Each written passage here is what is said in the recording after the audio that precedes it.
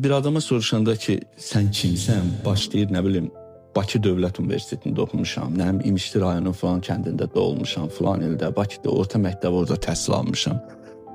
Bu elə bilir ki, sən kimsən sualının cavabı belə şeylərdir. Bu sualın ən ciddi cavabı bilmirəm. İnsan, yəni o boş söhbətdə insan öz kimliyini təxmin edə bilər. Amma insanın kimliyi həmişə situasiyalarda önə çıxır. Yəni, gərək bir situasiya olunsun. Sən o situasiyanın içinə düşəsən. Və orada biləsən ki, sən kimsən. Bizim insanlar da, məsələn, aldanmağa meyillidir. Məsələn, onlar aldanmaq istəyirlər də. Məsələn, sən denən ki, məsələn, bir insandır, məsələn, denən ki, qadındır. Keçən dəfə deyərsən, yazmışdım. Deyirsən ki, sən gözlərin çox gözəldir, amma filan yerin pisdir. Hoşuma gəlir. Onu qəbul eləməyəcək axı. Necə yəni filan? O nə istəyirsən? O deyir ki, töv gözəlsən. O ona həqiqət lazım deyil. Aldanmaq istəyirik. Məsələn, mənim haqqımda orada Facebookda, sosial şəbəkədə mən həmişə özümə istinad eləyirəm.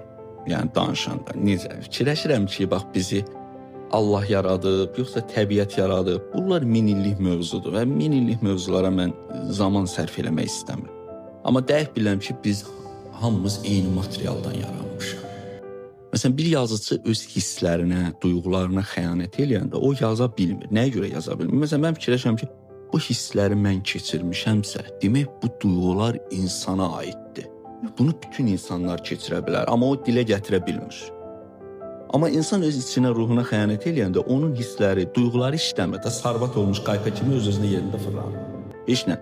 Məsələn, tutaq ki, hər şeyin ilk dəfə, məsələn, ilk dəfədən sonra birincidə əziyyət çəkirsən, ikincidə, üçüncüdə də biraz belə əziyyətin əlamətləri olur, sonra öyrəşirsən. Bizim universitetdə, mən də onsuz da ad çəkmirəm ki, deyəsən, yəni kimisə nəzərdə danışır bunu. Bir qız var idi, çox gözəl qız idi. O qədər gözəl idi ki, heç adam ona məsəl üçün eləmək istəmirdi. Risk eləyib ona yaxınlaşmaq istəmirdi ki, o məni bəyənməz. Belə ədəbli, ərkanlı özünü aparan bir. Sonra birinci kurs belə də qutardı. Sonra onu bir dənə sevdiyi bir oğlan çıxdı ortaya və başladı. 3-4 aydan sonra gördüyü oğlandan ayrıldı. Sonra oğlan acığına getdi başqa bir oğlandan münasibət. Onun da acığına ondan verib 4-cü kursa çatanda artıq o qızdan heç nə qalmamışdı orada. Və insan məsələn çıxırsan ilk dəfə idi, məsələn hisslərinə, duyğularına xəyanət edirsən, yaltaqlıq edirsən, məddah bir çıxış edirsən.